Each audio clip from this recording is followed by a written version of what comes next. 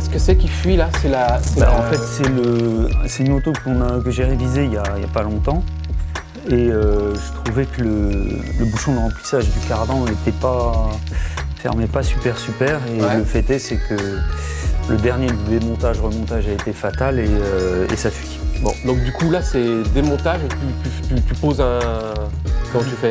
Oui, mais en fait il va falloir mettre un insert, une sorte de pas de vis, un tube fileté intérieur. D'accord, bah, tu vas nous montrer intérieur-extérieur. Et... Super, curieux de voir ça. Regarde ça. Ça va nous agacer. Ah non, ça c'est horrible, ça fait mal aux yeux. Ça pique les yeux, c'est une alarme, j'ai pas l'appli, tu sais c'est un système moto gadget là. D'accord. Et j'ai pas l'appli, donc on va faire une technique maison. Déjà j'ai débranché le klaxon parce que... Ah c'est joli, tu sais quoi? Attends, on va lui laisser comme ça. Non mais regarde, ah oui, quelle élégance. C'est furtif comme ça. Ouais. Bon, ça va nous agacer, mais moins. Je mets une deuxième couche. Ah, tu devrais mettre une deuxième couche. Non mais il va pas être allumé en permanence. Bah si, chaque fois qu'on va bouger, regarde.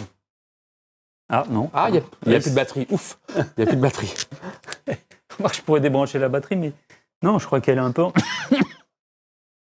Je l'avais un peu enterrée, cette... Enfin, enterrée, je l'ai cachée, disons. Donc, cette histoire de cardan, là... Ben, il y a deux écoles. Soit on démonte tout, soit on essaie de le faire en place. Évidemment, l'idée, c'est de faire économiser de l'argent au client. Donc, on va essayer de le faire en place. Et même pour celui qui veut le faire chez lui, qui a le matos, ça lui évite du démontage, quand même. Ouais, enfin, il faut déjà avoir une bonne maîtrise de l'affaire. Ça se fait pas tout seul. Ouais, d'accord. Bah, tu vas nous montrer. Je vais quand même démonter un certain nombre de choses. Hein. Ouais. Parce qu'en fait, on montre ça aux gens, mais bon, tu conseilles pas spécialement de le faire soi-même. c'est pas le but. C'est pas évident. Disons que si tu te rates, c'est un pont. Ah oui, d'accord. Okay. Je sais pas, si tu fais un trou beaucoup trop gros et qu'il n'y a plus de matière. D'accord. Bah écoute, tu vas démonter la roue et tout ça, c'est ça? Ouais, je pense que je vais dégager le maximum. Je vais démonter la roue, l'amortisseur, ce qui va démonter aussi le support de plaque. Il faudra que je fasse attention parce qu'il y a un petit fil qui le maintient. Et normalement, je vais avoir accès au pas de vis. Ok. Première phase. Démonter la roue. Démonter la roue. Alors il s'avère que sur ce modèle que tu as préparé toi-même pour un copain, c'est très facile à démonter. C'est très accessible et tout. Voilà, celle-là, il n'y a rien devant, c'est parfait. Et puis, parce que c'est une... Pourquoi elle est en monobras? C'est une... En fait, elle n'était pas en monobras. On l'a transformée en monobras. D'accord. Parce qu'il voulait ces jantes-là. Alors, tu notes la subtilité. Bon, c'est chacun son sale goût. Mais ce sont des vis que j'ai savamment vieillies et vernies ensuite. C'est la classe, hein. Et au grand chic parisien. Voilà, c'est ça. Tout est dans la subtilité sur cette moto. Dans la sobriété et la subtilité. Parce que les BMW en monobras, c'est quoi? Ils ont mis un /1 après. Donc R65 1. Et si elles étaient carénées, c'était RT1. RT D'accord. Pour, en allemand, je ne sais plus ce que ça veut dire, Rennes, machin, quelque chose. Rennes Tourisme. Donc, hyper facile. Donc, il n'y a pas d'échappement, il n'y a rien, donc c'est parfait. Les monobras, c'est les dernières générations en fait, de BM, c'est ça? Tout à fait, à partir de 84, je crois, les dernières sont sorties en 97. T'imagines, en 97, il y avait encore des vieux flats, il y avait les séries K, il y avait les nouveaux flats, les séries DR1100, etc., qui sont sortis à partir de 93. Il y avait les F650, il y avait les C1. Il y avait tout ça en même temps? Tout ça en même temps. On ne se rend pas compte, en fait. Oui. C'est assez incroyable. Et il y avait encore des mecs qui achetaient des R80 et R100 RT1 alors qu'il y avait la 1100 RT qui était sortie. Oui, tout à fait. C'était et enfin, les modèles des RT1 est très couru maintenant parce que ils étaient parfaitement aboutis. Tu démontes quoi maintenant? Je vais démonter l'amortisseur. L'amortisseur, le support de plaque aussi apparemment. En fait, il est pris sur l'amortisseur. D'accord. Ok. D'ailleurs. En aparté, juste un truc, c'est quoi ce très bel amortisseur là?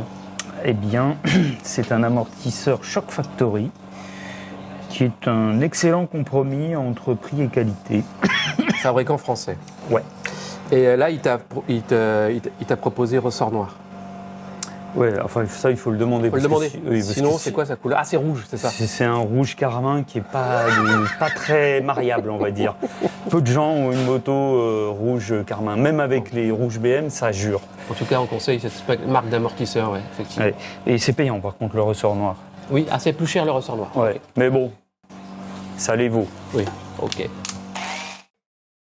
Donc l'outillage nécessaire pour faire... Tu sais que c'est moi qui l'ai fait, le calendrier, avec mon pote Rob. Ouais. On en discutera une autre fois.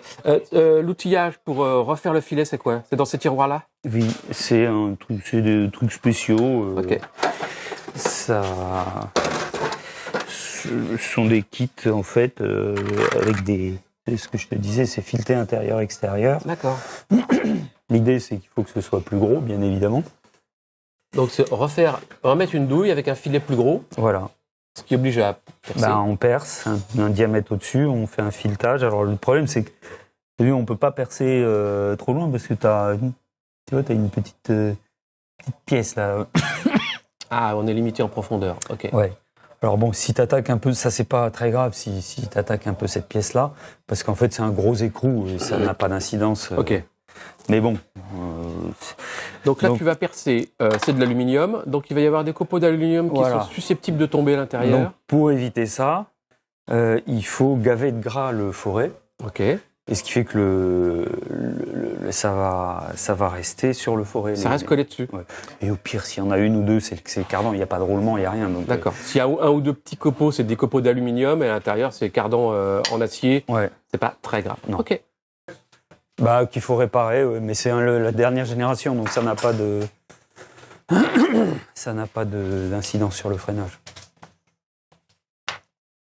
Donc là, tu perces. Oui, on va déjà agrandir le trou, le rendre propre, pour pouvoir le tarauder ensuite et mettre la petite frette. Oh, je vois des chiffres inscrits juste à côté, là. Oui, c'est le développement du pont.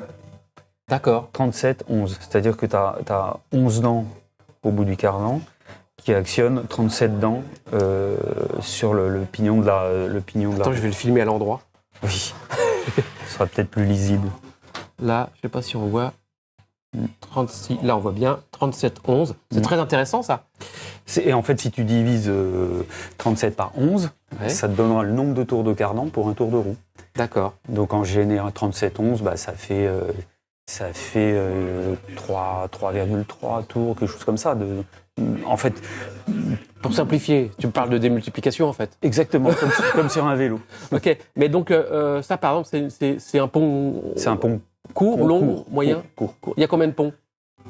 De ponts, combien il en existe? Au moins 4 ou 5, si c'est pas 6. Je te demande ça, c'est parce que j'ai entendu dire qu'on pouvait changer des ponts, on pouvait mettre des ponts plus ou les ponts de monobras, il n'y en a que 2 ou 3 à ma connaissance. Je crois qu'il y a 37-11, 34-11 et 33-11. D'accord. Donc il y a un pont court, un pont moyen et un pont long. Le plus long, c'est le 33-11, c'est-à-dire que 33 divisé par 11, c'est 3 tours de cardan pour un tour de roue. Qui était sur les 1000, je suppose? Oui. Donc là, tu vas percer, donc tu trempes ton foret dans la graisse, c'est ça que tu disais? Non mais dis donc. Carrément, ouais. En plus, là, on a plusieurs types de graisse, j'en ai pris une qui est vraiment hyper collante. D'accord. Normalement... Puis bon, ça va vite de percer l'aluminium. Et puis il n'y a pas grand-chose à retirer là. Non. Il faut... Alors j'ai soulevé ça pour pas... Attends, je vais t'aider. Vas-y. Il faut juste le tenir comme ça. Tu ne tires pas trop. Pas trop.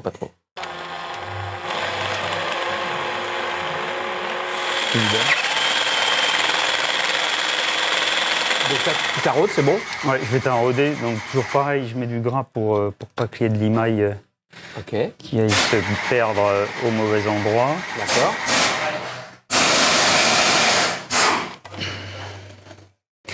Alors, je vais essayer d'être droit. Pas facile sur un truc penché. Alors, toujours quand on taraude, tu fais un... Je vois les gens qui taraudent, ils forcent comme des durs. Et en fait, ce qu'il faut toujours, c'est... Tu fais un demi-tour en avant et un quart de tour en arrière pour casser le fil à chaque fois. D'accord. Parce que sinon, ça fend. Là. Chaque fois, tu sais, quand tu retournes en arrière, tu sens que ça casse le fil. D'accord. Et... Hop, un petit coup en avant, enfin, un gros coup en avant, un petit coup en arrière. Voilà, mais là, je crois que je suis embuté. Ok. Je vais voir ce que ça donne. C'est pas plus mal si ça force un petit peu. Comme ça, le truc s'en ira pas après. Bon, ça a l'air d'être fileté jusqu'au bout. Super. C'est pareil. Donc, une fois que tu as fait le filet, bah, tu vas mettre ça. Tu vas mettre un... Et alors, c'est un outil. Alors, ce système est un peu bizarre. Tu as un outil qui est un petit peu ovale.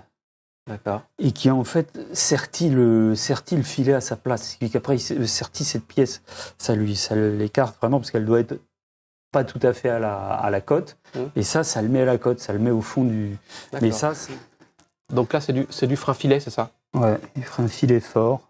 Ok. C'est au cas où l'outil n'arrive pas à sertir convenablement la pièce. Ok. Il est censé visser la pièce en place. Donc là, ça va être serti, collé. Voilà, en quelque sorte.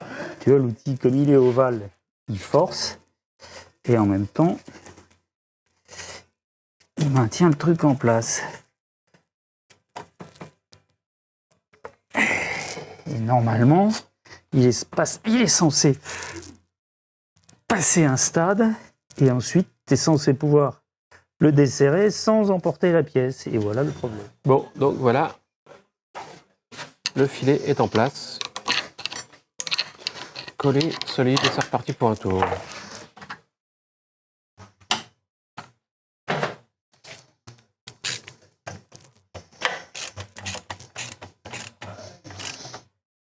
Bon, bah c'est bien. Ça a l'air de tenir. Super. Bon, bah, plus qu'à remplir. Alors ça arrive sur la vis de remplissage, mais ça arrive aussi sur la vis qui est en dessous de... Oui, mais je l'ai réparé justement à la Tu l'as déjà réparé celui-ci? Oui, celle du dessous, je l'ai réparé. C'était plus simple, mais je l'ai réparé. Celle du dessous, je vais vous montrer.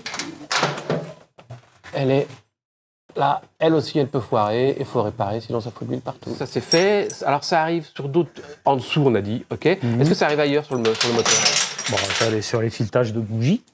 À les filetages de bougies, même punition. Si jamais... comme il faut toujours mettre la bougie, commencer à le positionner une bougie à la main. D'accord. Parce que si tu te mets de travers, bah, ça casse le filetage. Ça se répare de la même façon. Sinon... Les bouchons de vidange de moteur et boîte, ça arrive ou pas? Non. Rarement. D'accord. Et pourquoi spécialement à cet endroit-là tout le temps? Parce que c'est de l'aluminium et que c'est des trous assez fins, assez petits. Ouais. Et comme tu le démontes et remontes à chaque fois, à chaque entretien, y a un moment où ça finit par lâcher. Ok. Bon, bah là tu remets de l'huile, tu refermes et c'est reparti pour un tour. Il y a un truc très courant aussi, c'est le filetage du goujon central là, dans la culasse. Même punition. Ah oui, d'accord. Même motif. Très souvent, il n'y a pas ce bouchon, il n'y a pas cet écrou parce que le truc est parti. D'accord. C'est fréquent aussi. Donc tu fais le remplissage avec une seringue, c'est beaucoup plus pratique. Ouais. On l'a déjà dit dans un tuto, le fameux tuto sur les huiles que vous pouvez retrouver sur notre chaîne YouTube. C'est pas un tuto sur les huiles, c'est un tuto sur les vidanges, pont, boîte, moteur, cardan, fourche et fourche aussi. Non, fourche, on a fait un autre épisode. Ah oui, parce qu'il y avait les spies. On a fait un épisode fourche spi et un épisode freinage aussi. Très complet et très intéressant. Et à chaque fois, je vous garantis que c'est l'aventure. Allez-y, c'est toujours une aventure parce que ça va jamais comme on voudrait. Ce serait trop simple. Mais ça, c'est propre à la mécanique. Hein. C'est pas... comme on le disait, n'hésitez pas... Comment ils disent, les spécialistes, ils disent likez nos vidéos, abonnez-vous, qui disait. C'est chiant d'ailleurs. Bon allez, bonne route.